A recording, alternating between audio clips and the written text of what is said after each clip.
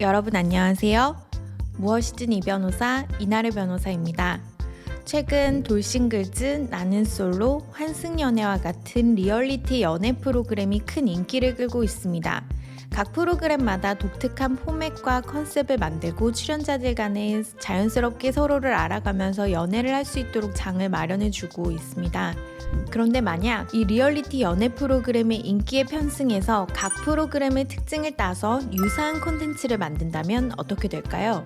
실제로 리얼리티 연애 프로그램의 원조격이었던 SBS의 짝의 포맷을 베껴서 콘텐츠를 만들었다는 이유로 SBS 측에서 CJ ENM 측에 저작권 침해에 따른 손해배상 청구를 한 적이 있었습니다.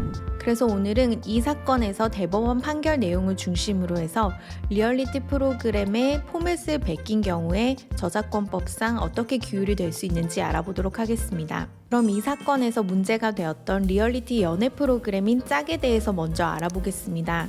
이 짝이라는 프로그램은 2011년부터 방영된 프로그램인데 애정촌이라는 공간에 일반인 남녀가 모여서 합숙을 하고 데이트를 하면서 최종 커플을 선택을 하는 리얼리티 연애 프로그램이었습니다. 실명이 아니라 남자 1호, 여자 1호라는 명칭을 사용하고 자기소개를 한 후에 도시락을 들고 데이트 상대를 선택해서 데이트를 하고 또 성우가 나레이션을 통해서 상황을 설명해주는 형식이 주된 특징이었습니다. 그런데 이 짝 프로그램의 포맷을 이용해서 CJ ENM 측에서 짝 재소자 특집과 짝꿍 게이머 특집이라는 프로그램을 만들었습니다. 짝 재소자 특집은 2012년에 TVN에서 만들어진 SNL 코리아의 코너로서 리얼리티 프로그램이 아닌 연기자들이 진행하는 꽁트 형식으로 짝의 참여자들이 재소자라는 가정하에서 코믹한 상황을 연출하는 식으로 만들어졌습니다. 짝꿍 게이머 특집은 2012년에 신작 게임을 홍보하기 위한 영상물로 제작이 되었습니다. 그래서 애정촌 던전에 모여서 함께 게임을 할 이성의 짝을 찾는 내용으로 구성이 되었습니다. 이에 짝을 방영한 SBS 측에서 짝 재소자 특집과 짝꿍 게이머 특집이 짝의 저작 재산권과 저작 인격권을 침해했다고 하면서 손해배상을 청구해서 이 사건이 제기가 되었습니다.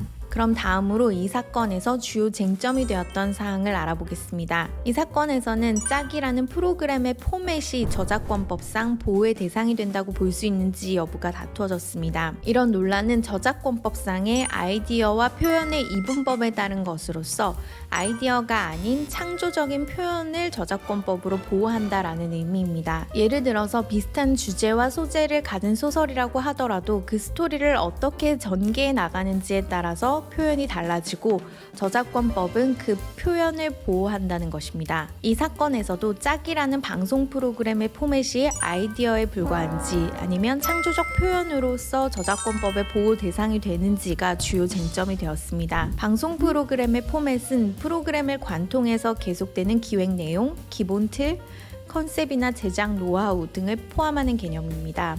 드라마나 영화와 같은 일반 극의 경우에는 작가가 어문 저작물로서 보호받을 수 있는 대본을 써서 출연자가 그 대본을 공연하는 것으로 볼 수 있기 때문에 대본과 영상 저작물 모두 저작권으로 보호받을 수 있습니다.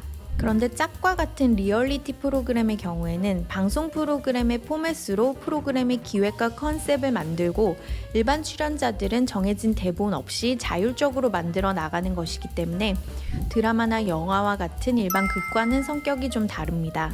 그래서 이 사건에서는 리얼리티 프로그램의 경우에 전체적인 기획 내용이나 틀, 컨셉 등을 저작권법상의 보호의 대상으로 볼 수 있는지가 문제되었습니다. 그럼 이 사건에 대한 대법원의 판결 내용을 살펴보겠습니다. 먼저 짝이라는 방송 프로그램의 포맷을 저작권으로 보호할 수 있는지에 대해서 대법원은 이 짝과 같은 리얼리티 방송 프로그램의 경우에는 무대, 배경, 소품, 음악, 진행 방법, 게임 규칙 등의 구성 요소들의 선택이나 배열 등에 있어서 창작적 개성을 가지고 있는 경우에는 저작물로서 보호를 받을 수 있다고 판시했습니다.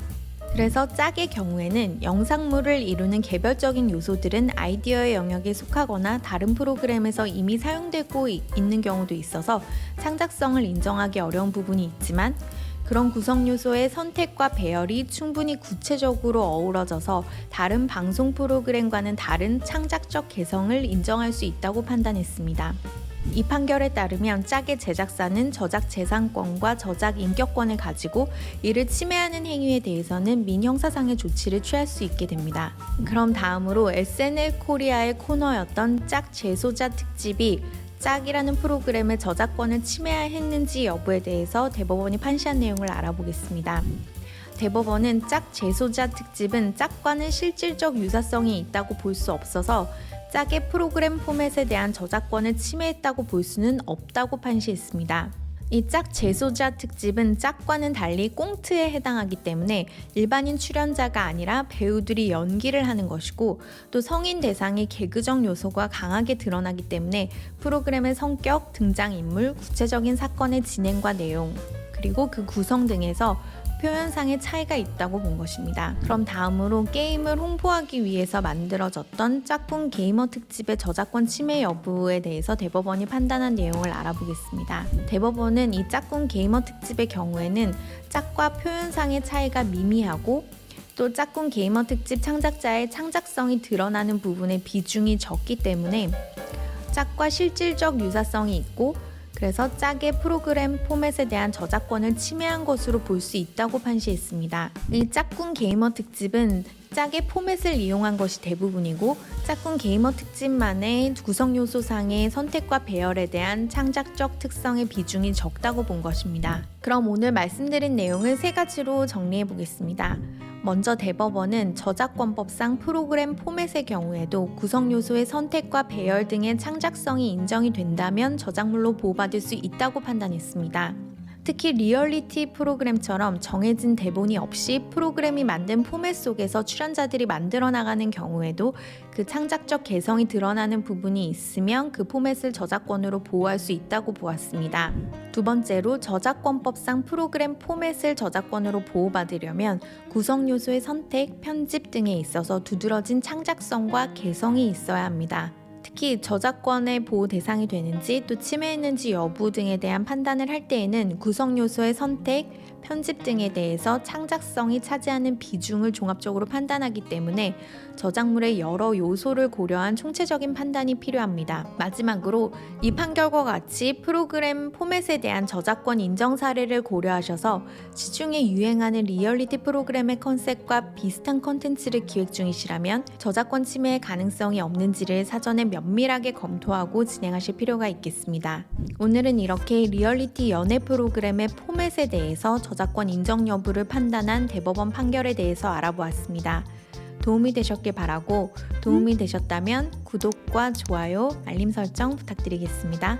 그럼 다음번에 또 뵙겠습니다. 감사합니다.